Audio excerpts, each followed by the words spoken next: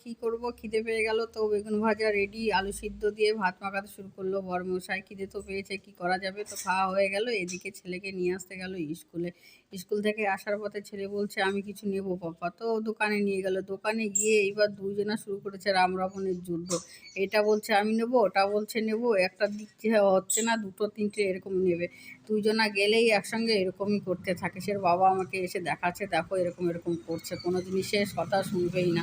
তারপরে যা নেওয়ার তাই ছিল, নিয়ে চলে আসলো। এইদিকে আবার ঘরে এসে দেখি যে রান্না করার কি ছিল, শাক সবজি ছিল, মাছ তো ছিল না ঘরে, তো মাছ আনতে গেলাম। মাছ নিয়ে আসার পরে রান্না টান্না কমপ্লিট। এদিকে সেই ফ্রেন্ডটা ছিল, ফ্রেন্ডটা এসে আমাদের সঙ্গে একটু গল্প করছিল। আদর্শের মানে ছেলের বইটা ছিল, বইটা নিয়ে একটা শব্দ মানে একটা কিছু পড়ছে আর আমাকে বলছে, পড়ছে আর আমাকে বলছে।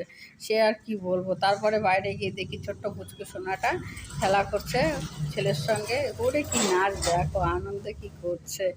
তো এই ভালো লাগে, বাচ্চাটাকে এত সুন্দর লাগে না, যতই ওর সঙ্গে থাকি না কেন ওর সঙ্গে থাকতে বেশি ভালো লাগে। এইবার ওর সঙ্গে ছেলে তো এদিকে ওদিকে এদিকে ওদিকে করেই খেলা করেই বেড়াচ্ছে।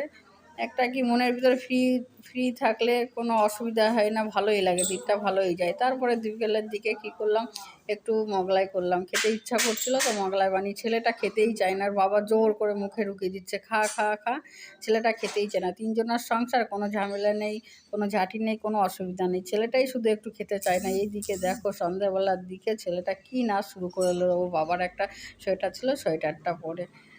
তো ফ্রেন্ড, ভিডিওটা ভালো লাগলে সঙ্গে থেকো।